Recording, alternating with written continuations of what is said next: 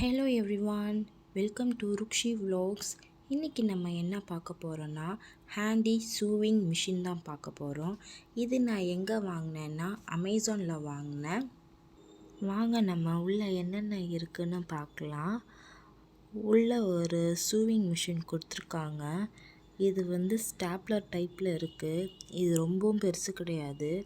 கைக்கு கரெக்டாக ஹேண்டில் பண்ணுற மாதிரி கொடுத்துருக்காங்க. இதில் ஒரு கேட்லாக் ஒன்று கொடுத்துருக்காங்க. அப்புறமா 2 பாபின் கொடுத்துருக்காங்க. அப்புறம் ஒரு ஊசி கொடுத்துருக்காங்க. ஊசி கோக்கிறதுக்காக ஒரு டூல் ஒன்று கொடுத்துருக்காங்க. இதுக்கு பின்னாடி தான் பேட்ரி போர்ட் கொடுத்துருக்காங்க. இந்த பேட்ரி போர்ட்டில் 4 AA பேட்ரி வேணும். அதில் ஃபஸ்ட்டு நெகட்டிவ் போட்டுக்கோங்க. செகண்ட் ஒன்று பாசிட்டிவ் போட்டுக்கோங்க. அடுத்தது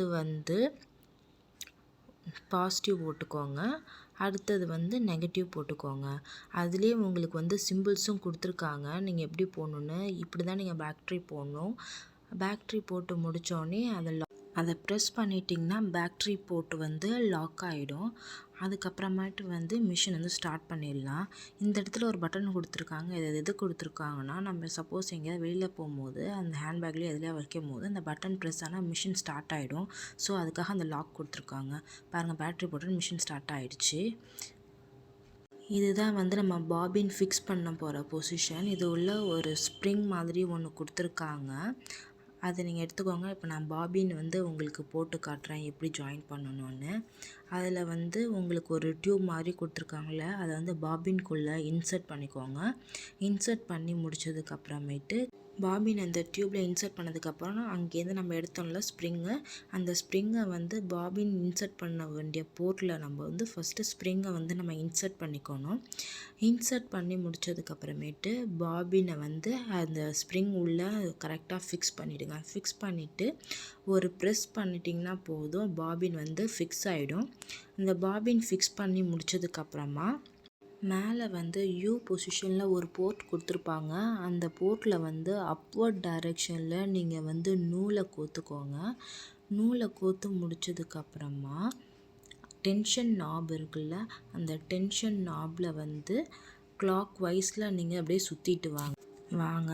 அப்படியே நீடிலுக்கு மேலேயே அதுமாரி யூ டைப்பில் ஒரு போட்டிருக்கும். அங்கேயும் நூலை சுற்றிக்கோங்க. நூல் கோக்கிறதுக்காக ஒரு டூல் இருக்கும்ல, அந்த டூலை யூஸ் பண்ணி நம்ம அந்த நூலை கோத்துருவோம். அதை கோத்து முடித்ததுக்கப்புறமா நம்மளுக்கு அந்த மிஷினில் ஒழுங்காக நம்ம நூலை எல்லாமே கோத்தாச்சு. இப்போது இந்த இடத்துல ரவுண்ட் கலரில் ஒரு பட்டன் கொடுத்துருக்காங்களே, அந்த பட்டனை நீங்கள் கிளாக் வைஸில் சுற்றுனீங்கன்னா ஊசி உங்களுக்கு கீழே இறங்கும். அதே நீங்கள் ஆன்டி கிளாக் வைஸில் நீங்கள் சுற்றுனீங்கன்னா அது அப்படியே உங்களுக்கு ஊசி அப்படியே மேலே போகும். இது பேர் தான் டென்ஷன் நாப். இது கிளாக் வைஸில் சுற்றுனீங்கன்னா டைட் ஆகும். இதே நீங்கள் ஆன்டி கிளாக் வைஸில் சுற்றுனீங்கன்னா நீங்கள் லூஸ் ஆகும். இது எதுக்குன்னா நூலை டைட் பண்ணுறதுக்கும் லூஸ் பண்ணுறதுக்கும். இந்த ஸ்டாப்லர் மாரி இருக்குல்ல, இதை நீங்கள் தூக்குனீங்கன்னா இதுக்குள்ளே தான் நம்ம துணியை வச்சு தைக்கணும். இந்த அழகாக இந்த ஸ்டாப்லர் மாரி இருக்குல்ல, அதை தூக்கிட்டு உள்ளே துணியை எடுத்து ஃபிக்ஸ் பண்ணி அப்படியே விட்டுருங்க. விட்டதுக்கப்புறமா சர்க்கிள் டைப்பில் ஒரு பட்டன் கொடுத்துருந்தாங்களே, அந்த பட்டனை நீங்கள் கிளாக் வைஸில் சுற்றுங்க. சுற்றுனதுக்கப்புறமேட்டு கரெக்டாக ஊசி அந்த துணியில் கரெக்டாக ஃபிக்ஸ் ஆகிடும். ஃபிக்ஸ் ஆனதுக்கப்புறமேட்டு நீங்கள் பட்டனை ப்ரெஸ் பண்ணோடனே ஸ்டிச் பண்ண ஆரம்பிச்சிடும். பாருங்கள் எப்படி ஸ்டிச் ஆகுதுன்னு. இது ஈஸியாக இருக்கும். நம்ம அப்படியே அழகாக மூவ் பண்ணிகிட்டே போனால் அழகாக ஸ்டிச் பண்ணிட்டு வந்துகிட்டே இருக்கும். பாருங்கள் பின்னாடி எப்படி ஸ்டிச்சஸ் விழுந்துருக்குன்னு பாருங்களேன். ஓவர்லாக் பண்ண மாதிரியே ஸ்டிச்சஸ் விழுந்திருக்கு. இதை நம்ம ஆன்டி கிளாக் வைஸில் நம்ம எடுத்துட்டோம்னா உங்களுக்கு நீடில் மேலே தூக்கிக்கும். தூக்கினோடனே அந்த ஸ்டாப்லர் மாதிரி இருக்குல்ல, அதை அப்படியே நீங்கள் வெளியில் தூக்கி அப்படியே துணி பொறுமையாக நீங்கள் எடுத்திங்கன்னா அது அப்படியே வெளியில் வந்துடும். அப்புறமா சிசரை வச்சு நீங்கள் த்ரெட்டை கட் பண்ணிக்கோங்க. பாருங்கள் இப்போ எப்படி ஸ்டிச்சஸ் விழுந்துருக்குன்னு பாருங்களேன். ஃப்ரண்ட்டில் இப்படி தான் விழுந்திருக்கு, பேக்கில் இந்தமாரி விழுந்திருக்கு. இதில் மேஜரான டிஸ்அட்வான்டேஜ் என்னன்னா, இதில் நீங்கள் ஸ்டிச்சஸில் நீங்கள் முடிச்சு போகலன்னா அப்படி இழுத்தீங்கன்னா அப்படியே அது மாட்டுக்கு அவுந்து வந்துகிட்டே இருக்கும். இதில் இப்போ எப்படி நாட் போடுறதுன்னு பார்க்கலாம். அந்த லாஸ்ட் எட்ஜ் இருக்குல்ல, அந்த த்ரெட்டை வந்து இந்த யூ ஷேப்பில் இருக்குது தெரியுமா, அது உள்ளே நீங்கள் விட்டுட்டிங்கன்னா அப்படியே பிடிச்சி இழுத்திங்கன்னா நாட் விழுந்துடும்.